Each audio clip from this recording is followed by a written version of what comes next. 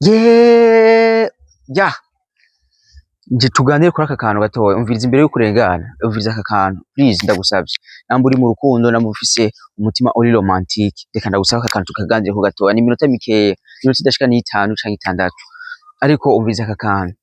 Saint Valentin murabona ko nambaye rouge, nubwo mutabone indi kurere, gusa ndizera neza ko rouge muzi ko iri mu makurere symboliza Saint Valentin. Ku bantu bakunda gukurikirana canke se kwita ibintu bya Saint Valentin, couleur rouge irasymboliza Saint Valentin. Munibuke neza ko couleur rouge isymboliza ku bintu vy'ama Noel, Joyeux Noel, usanga bakoresha kenshi ama sapin rouge, ibintu nk'ivyo.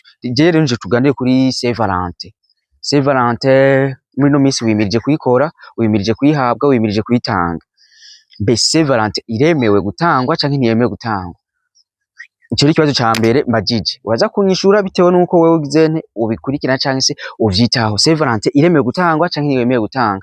Ariko rero je ndatanga impamvu iyi. Saint Valentin uruhande rumwe iremerewe gutangwa, urundi ruhande ntiyemewe gutangwa.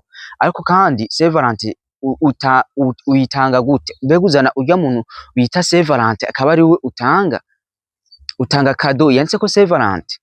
Ukora iki kugira ngo ushobore kuba wo kwemeza neza ko watanze Saint Valentin? Mbega iyo utanze Saint Valentin uyihaye aryoherwa gute? Abikugaragariza gute?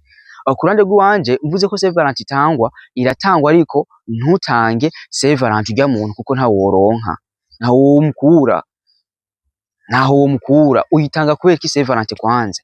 Saint Valentin ntaho wo mukura. Reka kuvuga ngo umuronderere cadeau ngo kubera yuko hari Saint Valentin n'undi munsi muhe cadeau.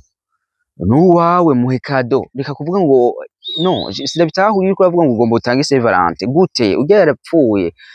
Saint Valentin rega n'umugabo yitwa Valentino, reka ndakivuge mu Kirundi yani Valentino. Uyu uvuze rero Saint Valentin canke se iyo uvuze Saint Valentin ushatse kuvuga umweranda Valentino. None wowe ugiye gutanga umweranda Valentino? Ariko Saint Valentin ntitangwa kurya. Saint Valentin si yabakundana, kwanza ndabihinduye. Saint Valentin si yabakundana. Yabakundana gute?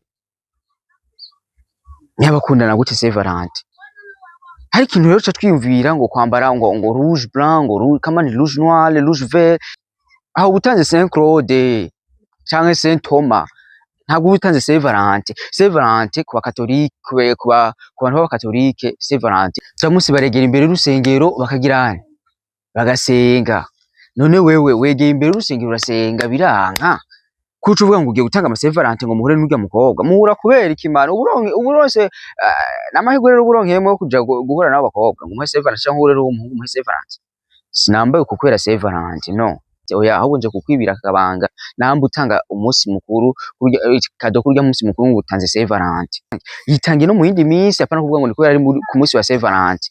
Hari ibintu muza mukora ngo ku munsi wa bonane ngo cumuha cadeau sheri wawe ngo umuhe ngo umunsi mukuru. Nundi munsi mukorera umunsi mukuru n'uwawe, mukorera umunsi mukuru. Cenzo ndabashwanira kunyene mani. Hageze ku munsi wa Noel, umunsi w'irayidi, abatanze Saint Valentin nibo bongera bakagaruka bakambara amakanzu y'abamizirima ngo n'abamizirima. Amizirima ko batemera Saint Valentin ubugomvye kugera kuki? Umunsi wa Pasika utemera Pasika aca yemera Pasika kubera bazi yuko bajye bagafungura bakanwa. Ivyo nibiki muba muko murakora frère? Ivyo nibiki muba muko murakora? Nje kubahanura kuri aka kantu kubera ko ndakabonye benshi mu Panecote. Hageze ku munsi mukuru wa Saint Valentin sawa arawuruhuka, nka par exemple hageze ku munsi mukuru w'irayidi arawuruhuka. None nzomenya ko ari mu Panecote ukuri gute? Kamuri mu Katolika Saint Valentin ni iwanyu, irayidi si iwanyu. Saint Valentin irabaye igomba ibe umunsi mukuru w'umweranda Valentino, agomba hakurikireho umunsi mukuru w'irayidi.